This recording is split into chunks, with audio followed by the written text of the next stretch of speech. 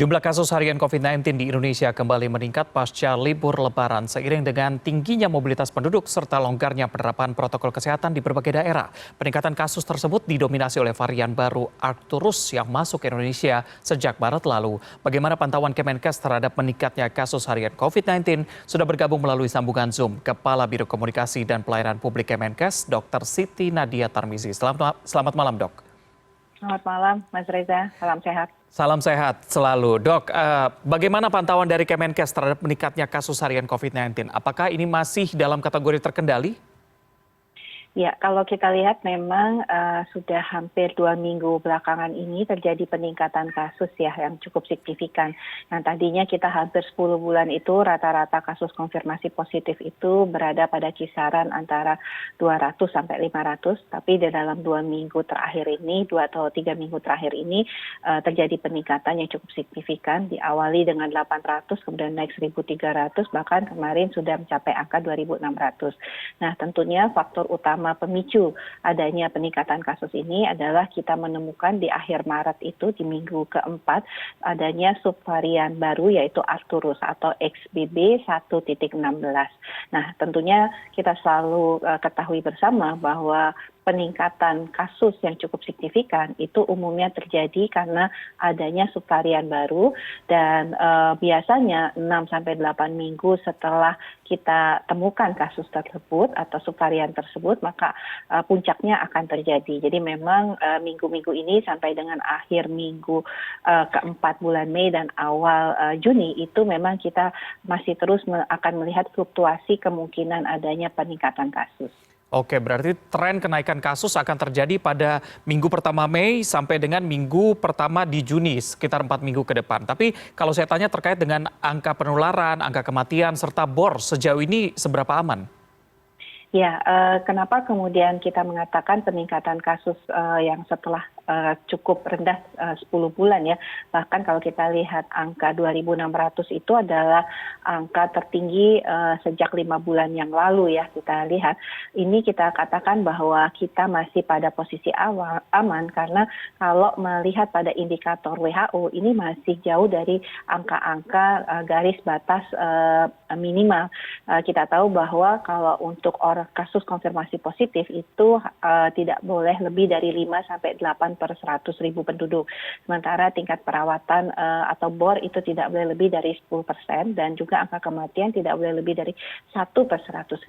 Nah, kalau kita lihat walaupun angka keterisian tempat perawatan itu kemarin mencapai 9%, tetapi jumlah tempat tidur itu jauh sangat berkurang kalau kita bandingkan saat penanganan COVID yang lalu. Jadi memang karena saat kemarin banyak tempat perawatan yang sudah dialihfungsikan dari tadinya diberikan untuk pasien COVID, tapi kemudian sudah banyak digunakan untuk pasien-pasien lainnya. Jadi karena melihat kondisi tersebut dan walaupun jumlah peningkatan kasus 2.600 per kemarin, angka yang dirawat di rumah sakit maupun angka kematian masih sangat-sangat rendah. Dan ini sesuai juga dengan pola daripada yang disampaikan WHO bahwa varian Arcturus ini penularannya cepat, lebih cepat dari varian-varian BA4 atau BA5, tetapi tingkat fatalitasnya sangat rendah. Oke, tadi Anda juga mengatakan, Dok, bahwa yang salah satu menjadi penyebab meningkatnya kasus ini adalah subvarian baru, Arcturus ini. Sebenarnya seberapa bahayanya dan seberapa khawatirnya kita melihat adanya subvarian itu yang menyebar saat ini? Ya, tentunya kalau ada peningkatan atau pelonjakan kasus, kita harus waspada ya. Dan artinya dalam meningkatkan kewaspadaan itu adalah upaya kita supaya bisa segera memutuskan rantai penularan. Walaupun kalau kita lihat sekarang dengan varian sub-Arcturus ini, orang yang tertular atau orang yang sakit itu gejala sakitnya atau masa sakitnya itu jauh lebih pendek dibandingkan varian Delta ataupun varian-varian COVID sebelumnya. Jadi biasanya 3-5 hari kalau kita periksa maka hasil laboratorium kita akan menjadi negatif. Begitu juga gejala yang kita rasakan, demam, batuk, pilek, yang sifatnya sangat ringan, yang kadang-kadang gejala ini hilang sudah dalam 2 sampai 3 hari. Oleh karena itu yang penting saat ini kalau kita lihat ada peningkatan kasus yang cukup signifikan terjadi, maka adalah kita segera mengupayakan jangan sampai penularan itu semakin cepat di dalam masyarakat. Karena kita tahu bahwa resiko kematian dan resiko sakit berat itu masih ada, terutama pada 2 kelompok, yaitu orang yang dengan komorbid, punya penyakit darah tinggi, tidak terkontrol, punya gula darah, ataupun orang-orang yang memiliki kelainan imunitas, serta juga pada lansia. Jadi ini yang menjadi perhatian kita, di mana kalau kita lihat lansia yang mendapatkan booster 1, maupun apalagi booster kedua itu masih cukup banyak yang belum mendapatkan suntikan booster ini. Oke, berarti mereka kelompok yang rentan masih sama dengan varian COVID-19 lainnya, yaitu orang dengan komorbid dan juga lansia begitu ya. Tapi kalau kita bicara soal efek, Dok, apa sebenarnya efeknya bagi mereka yang sudah melaksanakan vaksin 2 kali, booster pertama dan juga booster kedua? Apakah ada perbedaan? Ya, kalau kita lihat gejalanya dan juga masa sakitnya, dan umumnya yang sudah mendapatkan booster 2 kali itu resiko untuk tertular lebih rendah. Mereka yang masih tertular umumnya tidak memiliki gejala, dan biasanya mereka mengetahui kalau dirinya tertular itu kalau kemudian ada anggota keluarganya yang kemudian sakit, diperiksa tidak sengaja positif, dan mereka kemudian melakukan pemeriksaan. Jadi karena cenderung tidak bergejala, khususnya mereka yang sudah mendapatkan booster kedua, dan juga gejalanya sangat-sangat ringan. Inilah manfaat yang dirasakan. Sementara kalau kita lihat dari jumlah kurang lebih 2.500 yang dirawat di rumah sakit per minggu kemarin, itu adalah orang-orang yang mendapatkan vaksinasi itu baru 2 kali, jadi belum mendapatkan booster secara lengkap. Oke, berarti resiko penularan tetap ada, namun mungkin gejalanya sedikit lebih ringan. Tapi kalau kita bicara mengenai gejala khusus, ada nggak sih, Dok, di antara subvarian corona ini dengan yang lainnya yang sudah ada? Ya, kalau secara spesifik, kalau kita lihat dari 22 kasus yang positif Arcturus, kita lakukan penyelidikan kontak, itu hanya 1 kasus ya dilaporkan memiliki gejala seperti sakit mata. Karena kalau di India itu dilaporkan gejala yang memiliki sakit mata atau infeksi pada mata itu cukup banyak.